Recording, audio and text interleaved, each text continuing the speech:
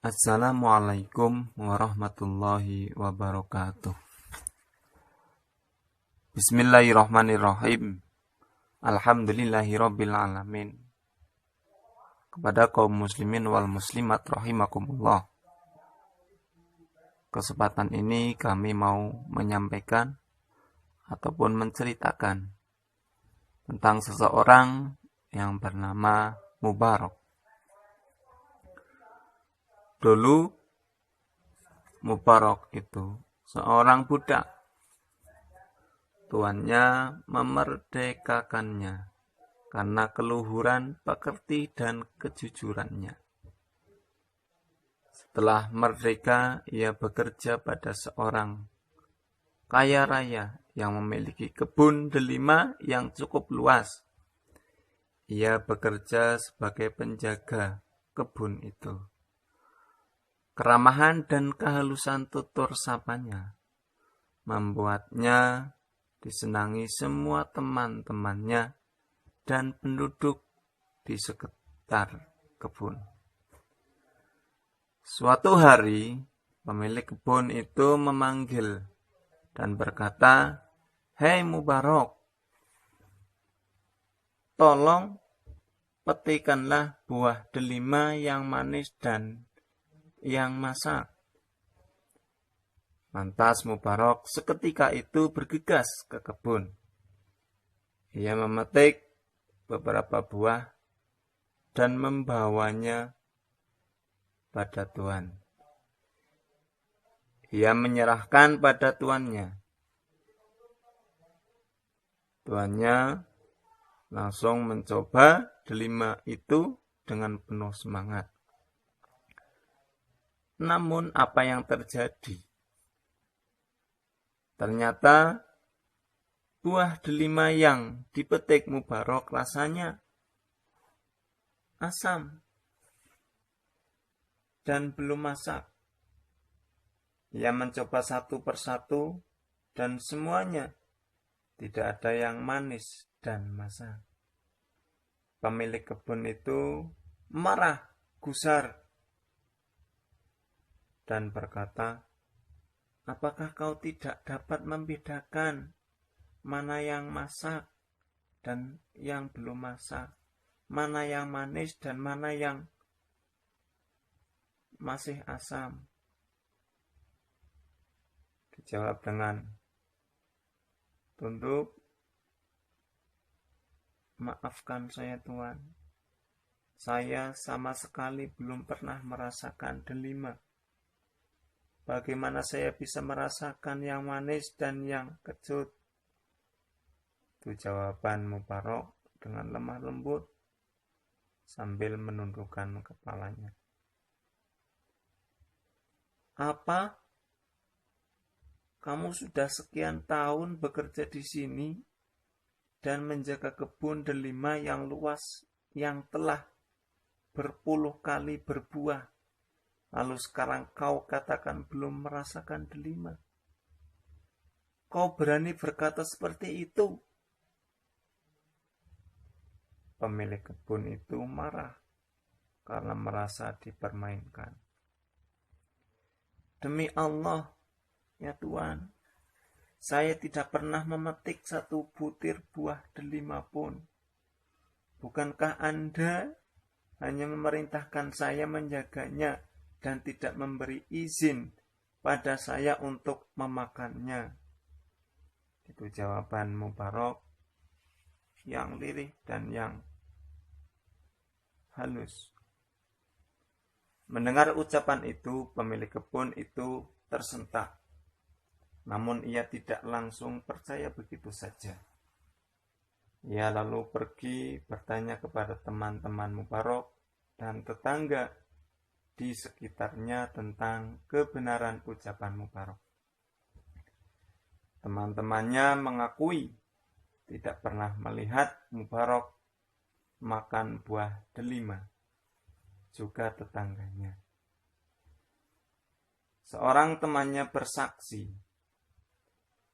ia seorang yang jujur, selama ini tidak pernah berbohong, Jika ia mengatakan tidak pernah makan satu buah pun sejak bekerja di sini, berarti itu benar. Kejadian itu benar-benar menyentuh hati sang pemilik kebun. Diam-diam ia kagum dengan kejujuran cara kerjanya itu. Untuk lebih meyakinkan dirinya, ia kembali memanggil Mubarok. Hei Mubarok, sekali lagi, apakah benar kau tidak makan satu buah pun selama menjaga kebun ini? Benar Tuhan, jawab Mubarok. Berilah aku alasan yang bisa kuterima.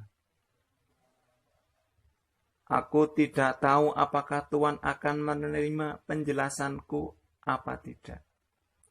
Yang jelas, saat aku pertama kali datang untuk bekerja, menjaga kebun ini, Tuhan mengatakan tugas saya hanya menjaga. Itu akadnya. Tuhan tidak mengatakan aku boleh merasakan delima yang aku jaga. Selama ini aku menjaga agar perutku tidak dimasuki makanan yang subhat apalagi haram.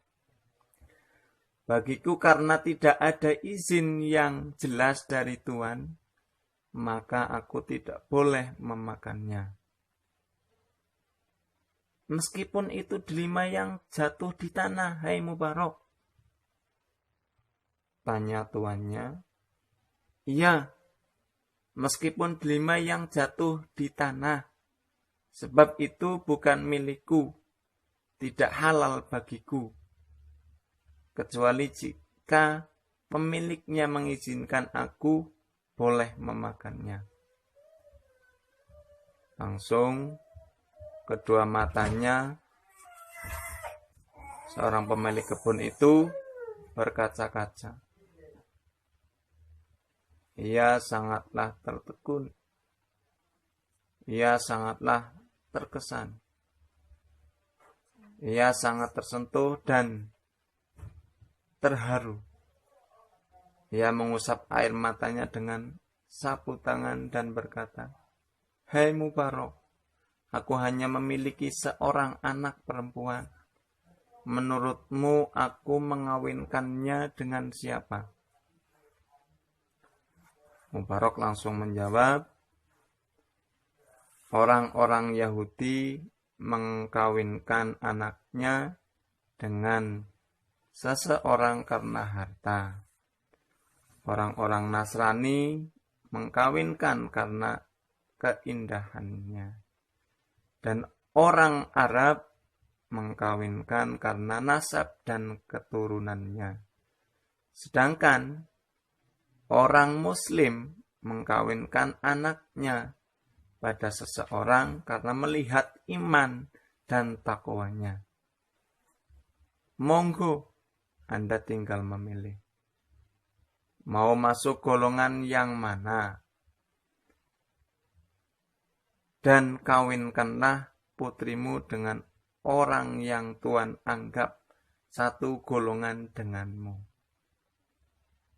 Pemilik kebun langsung berkata, aku rasa tak ada orang yang lebih takwa daripada kamu. Akhirnya, pemilik kebun itu mengkawinkan putrinya dengan Mubarok. Putri pemilik kebun itu ternyata gadis yang sangatlah manis, yang sangatlah cantik, yang solehah dan cerdas orangnya. Ia hafal Al-Quran dan mengerti sunnah Nabi Muhammad SAW. Dengan kejujuran dan ketakwaan, Mubarok memperoleh nikmat yang agung dari Allah Subhanahu wa Ta'ala, yaitu hidup dalam surga cinta. Dari percintaan pasangan mulia itu lahirlah seorang anak lelaki yang diberi nama Abdullah. Setelah dewasa, anak ini dikenal dengan sebutan Imam Abdullah bin Mubarak atau Ibnu Mubarak, seorang ulama di kalangan tabi'in yang sangat terkenal. Selain dikenali sebagai ahli hadis, Imam Abdullah bin Mubarak juga dikenal sebagai ahli zuhud. Kedalaman ilmu dan ketakwaannya banyak diakui ulama pada zamannya. Itu sedikit cerita tentang seorang yang bernama Mubarak, yang pada kesimpulannya, marilah kita jaga perut kita. Jangan sampai perut kita dimasuki barang-barang yang subhat, apalagi barang-barang yang haram, sesuatu yang tidak dapat ridho ataupun tidak dapat restu dari Allah Subhanahu wa Ta'ala. Mudah-mudahan keluarga kita diberi keselamatan,